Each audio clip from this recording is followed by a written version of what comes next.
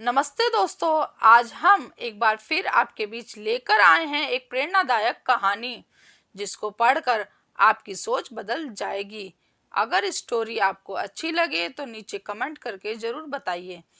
तो चलिए शुरू करते हैं आज की कहानी। उस वक्त की बात है जब गौतम बुद्ध इस धरती पर अवतरित थे। एक दिन गौतम बुद्ध धन के प्रचार के लिए वैशाली नगरी जा रहे थे। वे अभी आगे ही बढ़े थे कि उन्होंने देखा कि वैशाली नगरी के कुछ सैनिक भागते हुए एक लड़की का पीछा कर रहे थे। वह लड़की बहुत ही डरी हुई थी।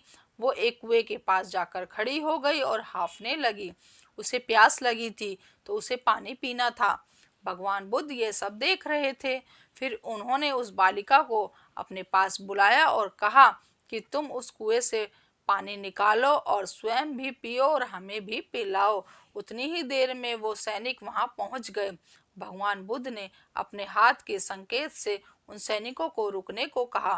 फिर उस बालिका ने गौतम बुद्ध को कहा कि महाराज, मैं तो अछूत हूँ। मैं इस कुएं से पानी नहीं निकाल लूंगी तो जल दूषित हो जाएगा।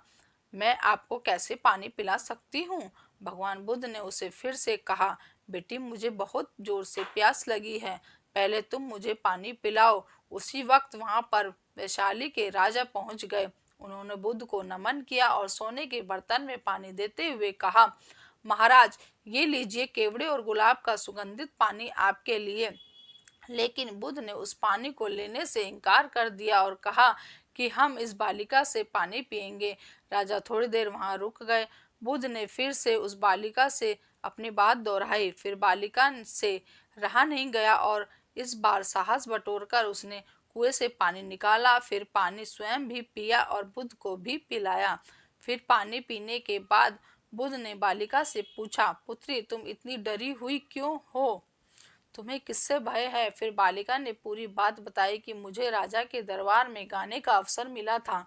मैंने गीत गाते हुए नृत्य किया। सभाजनों ने खूब आनंद लिया। महाराज को भी बहुत अच्छा लगा। फिर उन्होंने अपनी माला मुझे भेंट की। लेकिन महाराज को किसी ने बताया कि मैं एक अछूत कन्या हूँ। फिर महाराज ने उस कन्या से पूछा कि क्या तुम एक अछूत कन्या हो? फिर मैंने बताया कि हाँ, मैं अछूत हूँ। राजा ने यह सुनते ही अपने सैनिकों को आदेश दिया कि इस कन्या को कैद खाने में डाल दो। मैं किसी तरह वहां से बचकर यहाँ तक पहुंची थी तो मुझे आप मिल गए।